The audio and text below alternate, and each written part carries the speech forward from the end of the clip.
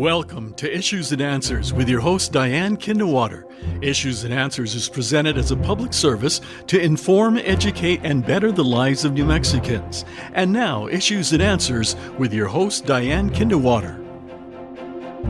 Welcome to the program. I'm Diane Kinderwater. Happy New Year. It's coming up to New Year's to you and your family. I hope you had a wonderful holiday, Christmas holiday. And again, we're looking at a safe and joyful New Year for 2024.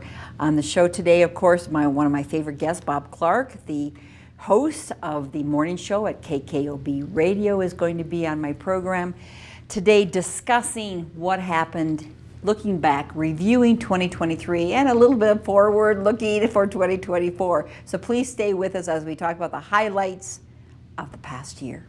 We'll be back right after this. Hey America, now there's a place where we can join our voice, Real America's Voice.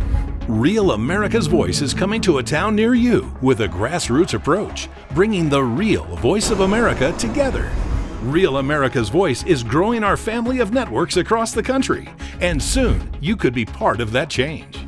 Download the Real America's Voice app and join other Americans just like you across the country, coming together for real. Well, welcome back to the show. I'm taking the smile off my face because, according to my notes and my calendar, 2023 was again marked with a lot of violence here in the state of New Mexico and in Albuquerque. Remember, there was a killing over a movie seat, a seat at a movie theater, killing for that. There was a killing in Farmington of 3 elderly ladies, killings at a motorcycle rally in Red River. And what about the grab and go? I call it grab and go crime. If you go into any big box store or any store, I've witnessed as many times. I'm in the store, someone's just grabbing stuff and walking out. And how many times do we see, not police, but we see protective services outside our favorite stores or inside? They're standing there like this. They can't really do anything. They're trying to deter crime. So again, for me, what I've witnessed, what I've heard on KKOB radio and here on KCHF TV, crime has been another highlight of 2023, Bob, and I hear it on your radio program every morning. Highlight, low light, that might be a better way to describe it. Yeah, crime, what's interesting is as the year has played out, the stats from APD, some crimes are on the decline a little bit, other crimes are on the way up, but there's this notion that perhaps there's a lot more crime actually going on that ultimately ends up getting reported, because so many people, especially business owners, they every time they have to deal with a break-in, it's like file another report and nothing really ever happens. So sometimes they, and I'm sure there are a lot of people that just kind of shrug their shoulders and say, oh, why bother? I mean, it's not going to result in someone getting arrested. So there are a lot of people that think that while there are some crime categories on the way down, remember, APD can only report stats for crimes that are actually reported to 911 when people call 911 or 242 cops. So these businesses, I've gone shopping and there's a ruckus and they're walking out. What? They're probably not reporting that crime. Yeah. I mean, it's just grab and go. What do you call it? And the other, smash and grab is another one, So, and then beyond that, I mean, business owners and people they're having to put up with a lot of random vandalism too. That it's costing these people a lot of money. Yeah, they might have insurance, but they still have deductibles that they have to pay. It's still tough. So crime really was a highlight, and especially I can't say especially, all of them. Let's start with the killing over a movie seat. I think it was Century Rio 21. I mean, they're fighting over sitting in a movie seat. Yeah, disagreement over. What's funny is APD, when it comes to homicides, they on their dashboard, whatever you want to call it, where they have all of the stats laid out, they actually have a category, motives, for the homicides. And you've got your share of drugs and domestic violence and things like that, but there is also a cause on that sheet of personal disrespect. And that's actually the leading cause of homicides. Personal disrespect. Yeah, things that start as an argument. Maybe not necessarily always between random strangers, like we saw at the movie theater, but people who get into arguments over something, or maybe it's fueled by a gang dispute or something that happens on social media. Personal disrespect. I think a lot of the violence in the cars that road Yeah, rage. road rage, of course, is a big, personal disrespect. oh, You're there's no disrespecting question. your Yeah. space on the road. Yeah, there's no question about So that. there's a little highlight on that. Well, that made national news. I mean, killing someone over a disagreement Yeah. at the movie seat. Right. And again, sadly, national news was made at the motorcycle rally Memorial Day Up in at Red River? Yeah. 3 people killed. Dispute between some gang members and motorcycle gangs, and what's unfortunate is Red River is just such a wonderful community, and that's such a great event to really kind of kick off their summer and kick off the tourist season. And unfortunately, of the thousands and thousands and thousands of people who travel to Red River every year for that weekend at some point, especially a lot of motorcyclists from around New Mexico. I think it was a total of five or six cyclists who basically were at the heart of that dispute, and shots ring out. So. But I heard on your radio program, I think you had the mayor on saying they're looking forward to having a different Yeah, and they're going event. to change the event because of that as well. They want to change the event. I don't think there's too much love lost between some of those motorcycle gangs showing up in Red River every Memorial Weekend. According to your radio program and the mayor speaking out, they're looking for something different. And, and then another high-profile murder that became just heartbreaking news here in Albuquerque was the young boy who was shot and killed leaving the Isotopes game in September with his family, with his mother and his aunt. And it was a case of mistaken identity, again, because of another gang dispute between some gang members. And the gang members they were targeting apparently have a white truck. And that family, that innocent family, was driving in a white truck. And next thing you know, they opened fire, and that 11-year-old boy was killed instantly.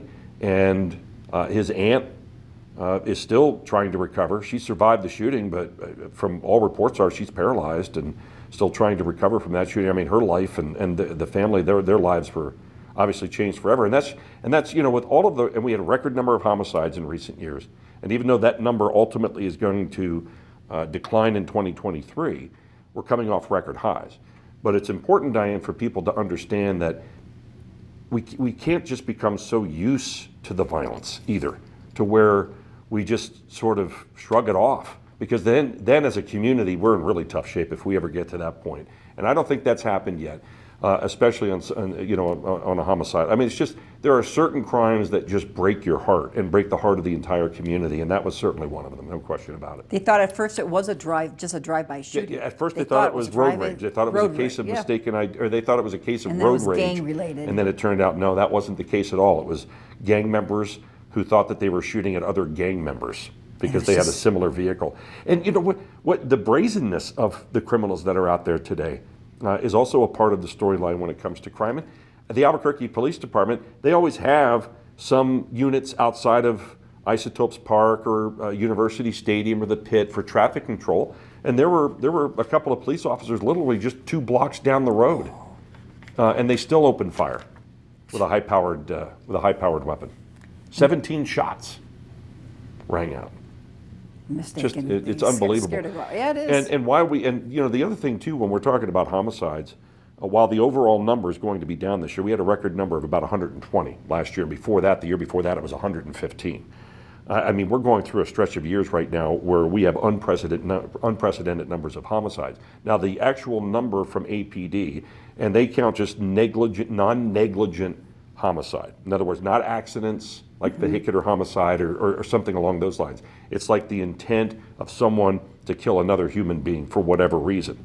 And there are not quite 100 for this year, but what they did this year is they classified many more of them to be justified homicides. In other words, done in self-defense. So those do not count into the number of homicides that are reported to the FBI, even though they're very related to crime. And let me give you one example. Yeah. Because sure, there are instances where there might be a homeowner or there might be a business owner who is defending themselves against a criminal who's armed or whatever, and they open fire and protect themselves. That's a justified homicide. But let me give an example of one homicide that was put in the justified category.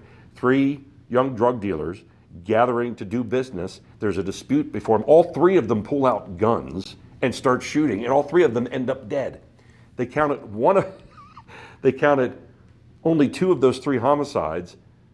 They counted one of the 3 homicides, I should say, as justified. And I was like, no, wait a minute, what are you talking about? They were all drug dealers who shot each other up, and they all just happened to die. Well, they said the first one who pulled out his gun, the other two were just trying to protect themselves. So that's why the killing of the... So it counted as... It counted as two homicides not instead of three. Numbers. I'm not Numbers. saying it's fuzzy math. All I'm saying is it's a little... Because to me, justified homicides, even if you rule them ultimately justified homicides... It's still a murder. It's still a reflection of the crime that's happening in this community. So. And then again, in April in Farmington, drive-by shooting left three elderly... Mass shooting, three elderly women dead, just crossing the street. Yeah. Just shot up. And another big story with the Jackie Vihill murder the murder was actually sentenced. That was in May of 20. Well, she was shot or killed in her own driveway. Yep, going to the gym May of 31, 2022, and yet she has two state police officers who are her sons, and her husband, I think, eventually is suing. I think the city. Yeah, he does have a lawsuit for sanctuary city status because the killer who was convicted was in the country illegally, a Mexican national, and so they believe that the Albuquerque sanctuary city policies led to him being able to maneuver throughout the community really without any responsibility whatsoever. Or accountability. We're trying to get off of crime, but before we do, this had an effect, even though this happened last year. No charges were handed down in the UNM New Mexico basketball shooting from November a year ago of 2022. Yeah. No charges were handed down, but it's still the rivalry existed in December. They resumed this year. They didn't play. 2 out of every year for only up until 2020. Only World War II had disrupted the Aggie-Lobo rivalry for 100 years. And then in 2020, because of the governor's restrictions during COVID, they weren't able to play that year. And then they resumed in 2021, and then in 2022, both games were canceled because of that shooting that happened in November of that year on campus. And ultimately, that was one of the follow-up stories this past year in 2023, that there weren't going to be any charges filed against the now former New Mexico State basketball player Mike Peake, because and we saw the video. I mean, he was jumped. He was ambushed. I mean, now technically, obviously, it's illegal to have a gun on campus at UNM, but if he hadn't had his gun, he probably would have been shot and killed. So, because he used his gun in self-defense, and I think that was a part of the calculation there. But I mean, whoever would have thought that was just at the tip of the iceberg for New Mexico State and the men's basketball program under Greg Heyer, the very first year head coach down at New Mexico State, because later we found out that there were allegations of a hazing scandal, which really turned out to be more about sexual abuse within the team, more than just like a hazing incident. So ultimately he ends up getting fired before he even finishes out his first season. They hire a new coach. Every single player and every single coach who was a part of the program last year is now out. So they're basically starting all over. Oh, all the players as well? All the players moved on, and yeah. Oh, really? Yeah. Okay. Yeah, they don't have a single returning player from last year's team just because of the environment around the program, and they wanted to start fresh. So that's why they just had the game in early December. Yeah. And the Aggies got blown out by the Lobos because the Lobos are a much better team. Not covering too much sports here, but I think the Aggies will be playing in the New Mexico Bowl, or played in the the football team down at New Mexico State certainly had a good season. Yeah, well, they're going to be in the New 10 Mexico plus Bowl. wins, and they played in the New Mexico Bowl. Very good. Earlier this month. Something else stay with sports. One of the players urinated on the New Mexico. Oh, Diego Pavia, the Albuquerque kid who played football at Volcano Vista, went on to win a national championship with the New Mexico Junior College. And apparently it was this past summer at one point where he was in Albuquerque at the UNM practice facility, and he urinated on the logo, and it was videotaped. Now, for whatever reason, that video didn't start going viral until mid-September after the two teams had played at the University of New Mexico. So he ultimately sort of apologized for it, but by saying, he didn't come out and say, I'm sorry. He just said, look, it's a bad look. I shouldn't have done it. I don't want people to think differently of me, but it happened. So, regarding crime, kind of ending with the crime, finishing that topic, but the governor, Michelle Lujan Grisham, ended her emergency health order regarding COVID in March, but then put in an emergency health order regarding Gun violence. gun violence. Yes, in the state of New Mexico. You talked about that. You talked about that many times. Absolutely. It's very controversial.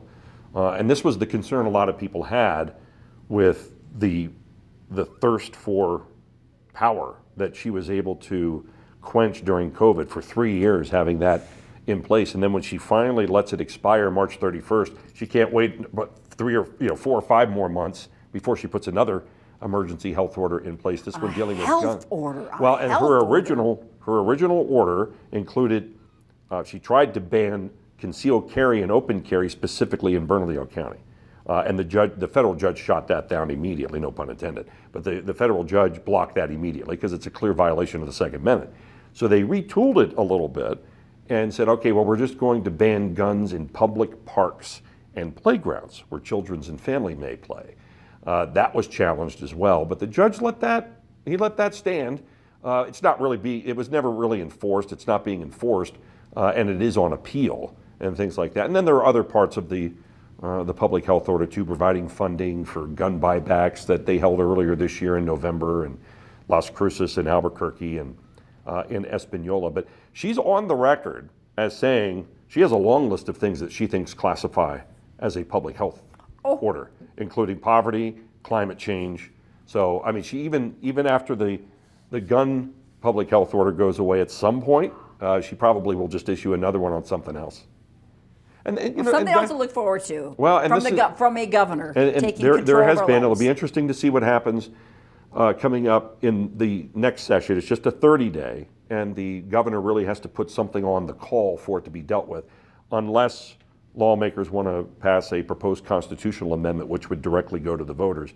And it'll be interesting to see if there are any lawmakers up there. There's been a small bipartisan group of lawmakers that are like, you know what, I think we need to do something to amend this current public health emergency law to give the state lawmakers who represent the people some say. Years. Yes, and they're just never limited, but they haven't done it. No, because her allies in the legislature, in the House and the Senate, who are very powerful people who chair certain committees, they put the kibosh on this stuff right away.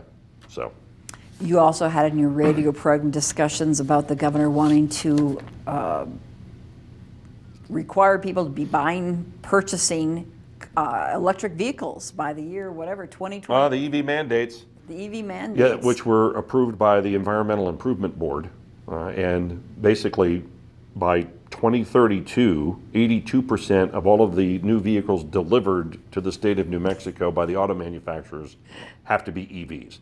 So she says we're not banning gasoline-powered vehicles, but when you limit how many are going to be available for purchase, it drives obviously the price up, and this is also going to drive up the price of used vehicles.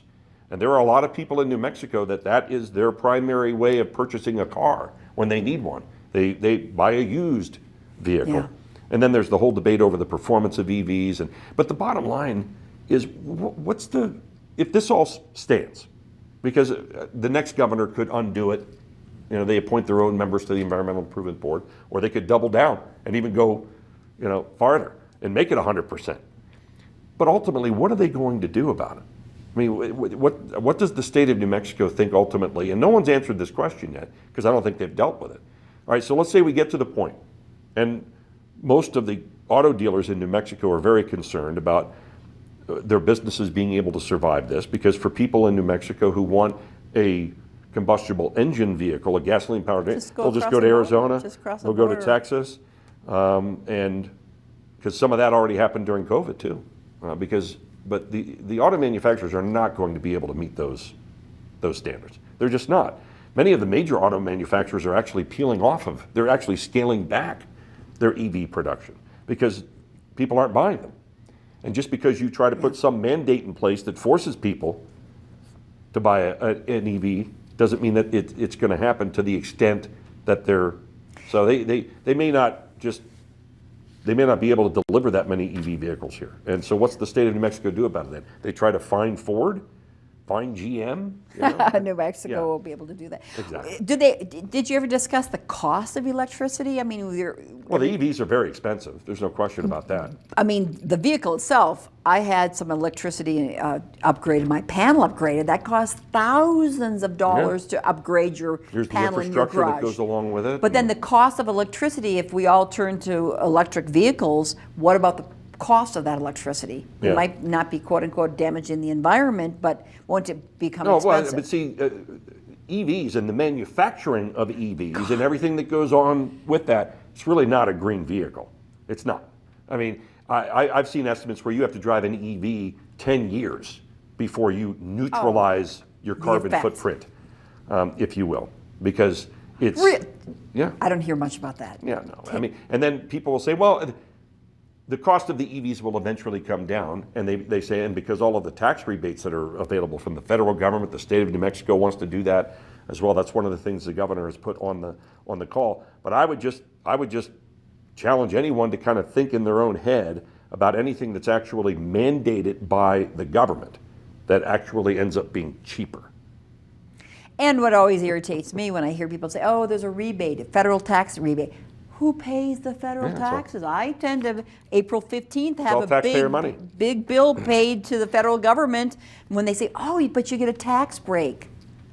It's our money. It's our money that we're paying into it to give it back. And the performance of EVs in a state like New Mexico is high altitude areas, areas where it gets very cold, areas where it gets very hot. These are all issues that, but everyone seems to think magically that's all going to be corrected. But and then, of course, the charging stations. We don't have any charging stations yet. Or some We do time in the to sit around. and the charging stations we do have in New Mexico are mainly centered in Albuquerque and Santa Fe, which is where the small number of EVs that are purchased in our state, the majority of them are bought by people who can afford them in Albuquerque and up in Santa Fe. But 10 years, as so well. they're not really green. 10 years to see any effect. The cost of manufacturing it and all that. Okay, I'm not going to and the mining for the batteries, the uranium, the lithium, and Okay. Talking about hot, you said we are hot and cold. I recall this is one of the hottest. I know you talked about it on your radio Well, program. here But Roswell, 6 days over 108-degree temperatures this summer. But here in Albuquerque, woo, it was hot. it was our hottest summer since 1979, 1980.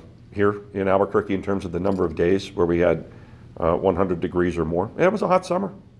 Very hot. No question about it. Really hot. And you know, it's a lot of it too, because you know, it's not like we don't hit 100 degrees occasionally. Usually on average it's 3 to 5 days in any given summer. And usually it's in that last week and a half of June in through July 4th when we most commonly get it. But this year was basically much of July. And you just look at that 7-day forecast and you're thinking, where's the relief? Yeah, I mean, you know. Even at night it was. But Roswell's it was become hot. like the little Phoenix of New Mexico. It was hot. Yeah. What about the Rust movie theater with Alec Baldwin? That's been going on for a couple of years now. Anything new developed during?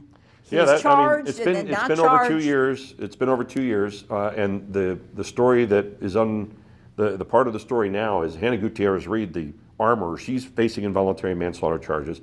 Her case continues to move forward. She has a trial coming up in 2024. Alec Baldwin, that's where it's been back and forth. He was originally charged with involuntary manslaughter. They dropped the charges without prejudice because they wanted to get more information. So there could still be. And they have announced that they want to pursue and refile the charges against him. So that's but the grand jury will meet and ultimately make that decision. New superintendent, we'll be looking for a new superintendent for Albuquerque School District. I understand that superintendents statewide, Bob, are only in office an average of 2 years. Yeah. That was shocking. Well, I mean, you that's know, a short time to Yeah, be Scott serving. Elder.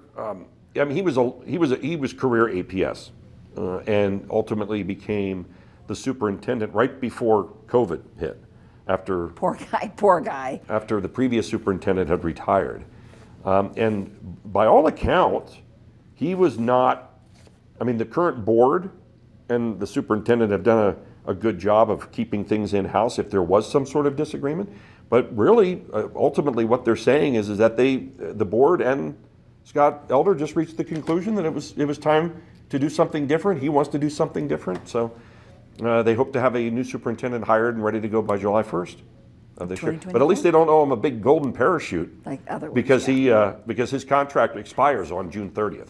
So that's when he officially is walking away. So he wasn't fired, but they decided last year that it was time to move on and make a change maybe, and he agreed, and he wants to do something different as well. We had a new school board election, city council election in Albuquerque. The school board was changed a little bit because one of the conservative members did not win for re-election. Yeah, yes. The thing is, though, one of the winners from this past year, from in November, was a candidate that was not endorsed by the teachers union. So even though Peggy Mueller-Aragon, I mean, they put a lot of money into that race, plus her district was changed a little bit, and she ended up losing a very, very close fight. She was going for her third term, I believe, there in that district in northwest Albuquerque.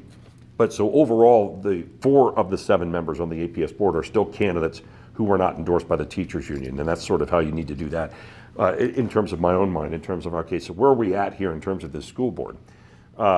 Now, city council, they had 4 seats up for grabs, and basically the political dynamic of the city council doesn't change at all. So it's still sort of a 5-4 moderate to conservative majority, which is important when you're talking about checks and balances for the mayor. CYFD was a big topic on your radio program. Not too much. How many times? We got 30 seconds. No, but my thought is when isn't CYFD? Okay. A big story. It's just ridiculous. Lastly, Balloon Fiesta, a bit of good news. We had great weather for the Balloon Fiesta. Record crowd. Record crowd. Record crowd. Most attendance, highest attendance figure of all time, and especially that second Saturday when the weather was perfect and it coincided with the annular eclipse. That was great. What are you looking forward to in the last 10 seconds for 2024, Bob Clark? Well, obviously 2024, election year, presidential election, and some statewide races here in New Mexico. All the legislature, all the Senate. Every member of the state legislature is up for election this year, the Senate and the House.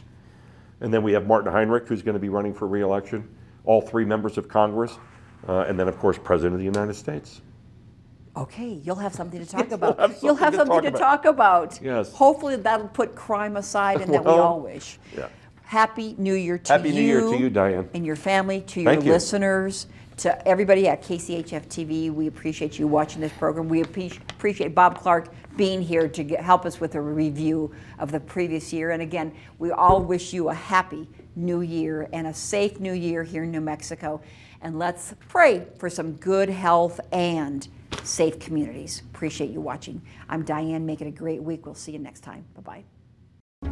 Hey America, now there's a place where we can join our voice. Real America's Voice. Real America's Voice is coming to a town near you with a grassroots approach, bringing the real voice of America together. Real America's Voice is growing our family of networks across the country, and soon you could be part of that change. Download the Real America's Voice app and join other Americans just like you across the country, coming together for real change. Issues and Answers with your host Diane Kinderwater is presented as a public service to inform, educate, and better the lives of New Mexicans.